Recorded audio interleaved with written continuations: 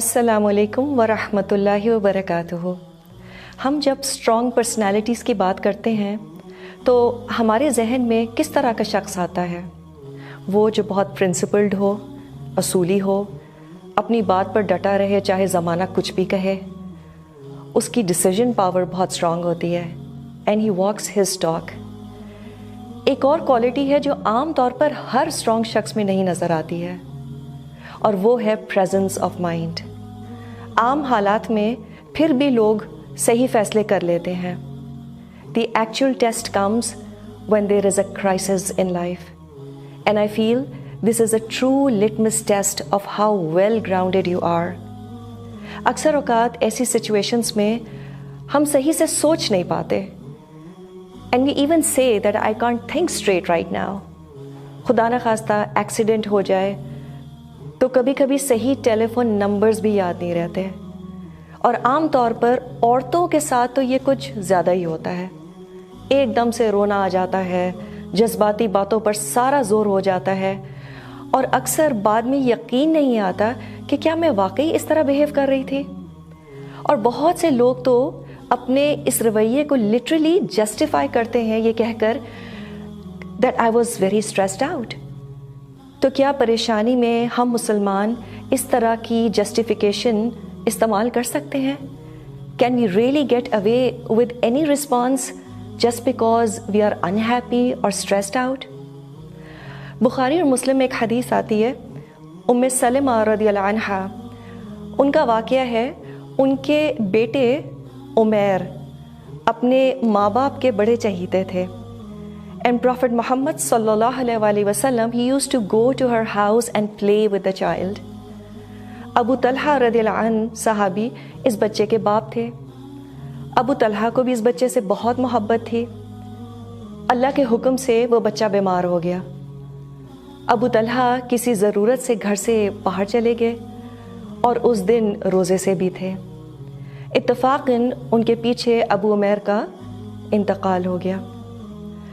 ام سلمہ جو ابو طلحہ کی بیوی تھیں، انہیں خیال آیا کہ ابو طلحہ کا روزہ ہے، اور اگر ان کو بچے کا انتقال ہونا معلوم ہو جائے تو وہ کھانا نہیں کھائیں گے اور نہ رات کو سوئیں گے۔ And then she thought to herself کہ جو ہونا تھا وہ تو ہو گیا، اور بہت سوچ کر with a lot of presence of mind, with a lot of strength and صبر، she decided to wash and enshroud the dead baby, and she laid it on the cot۔ اوپر سے چادر اڑھا دی اور گھر کے کونے میں باڈی رکھ دی۔ and not just that، اس سے فارغ ہو کر اس دن کھانا اچھا تیار کیا اور خود بھی اپنے آپ کو سنوار لیا۔ رات کو ابو طلحہ تشریف لائے تو بچے کے بارے میں پوچھا، کیف الغلام، بچے کا کیا حال ہے؟ ام سلمہ نے فرمایا، اس کو سکون ہے اور وہ بڑی نیند سے سو گیا ہے، اور مجھے امید ہے کہ اب بالکل آرام سے ہو گیا ہے۔ Look at the words that she used. اور ابو طلحہ نے ان کو اس بات کو لٹرل سینس میں لیا کہ وہ صحیح کہہ رہی ہیں، اور چونکہ ابو طلحہ بچے کے اچھے ہو جانے سے بے فکر ہو گئے، ان کو اس بات کی خوشی بھی تھی، پھر بیوی کو بھی خوش اور ریلیکس دیکھا۔ The couple shared the bed for the night۔ جب صبح نہا دھو کر فجر کی نماز پڑھنے جانے لگے تو ام سلمہ نے ان سے کہا، ٹھہر جائیے، اور پوچھا کہ اگر کوئی کسی کو کوئی چیز چند دنوں کے لیے دے دے، پھر وہ اپنی چیز مانگنے لگے، تو روکنے کا اور نہ دینے کا حق ہے یا نہیں؟ ابو طلحہ نے جواب دیا، مانگی ہوئی چیز کو روکنے کا کوئی حق نہیں ہے، بلکہ وہ مانگی ہوئی چیز اس کے اصل مالک کو ادا کر دینا چاہیے۔ اس پر ام سلمہ she said، Abu Umair was entrusted to us by Allah subhanahu wa ta'ala۔ He has taken him back۔ ابو طلحہ انا للہ پڑھ کے نماز کے لیے تشریف لے گئے، and right after Fajr he narrated the whole incident to the Messenger sallallahu alaihi wasallam۔ Prophet made a dua and he said, Allah is likely to bless your sharing the bed with your wife last night۔ Allah is likely to bless your sharing the bed with your wife last night. کچھ مہینوں بعد ان کے ہاں اس رات کے نتیجے میں ایک بچہ عبداللہ پیدا ہوا، اور ان کے بعد 9 بچے اور پیدا ہوئے جو سب بہت نیک تھے.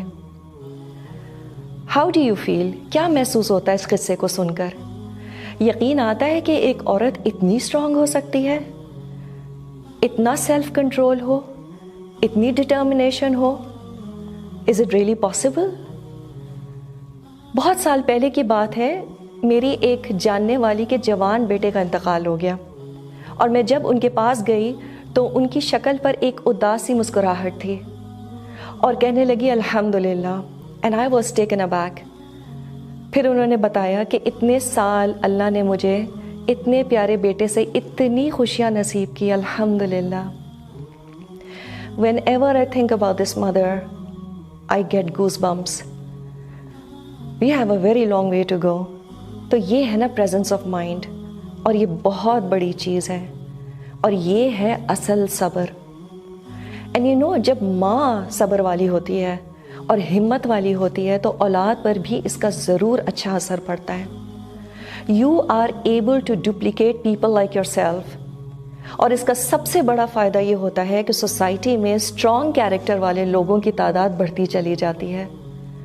Producing such people who will be holding the torch when you are gone, imagine what a beautiful contribution we can make to the society. And this is the true definition of an empowered woman.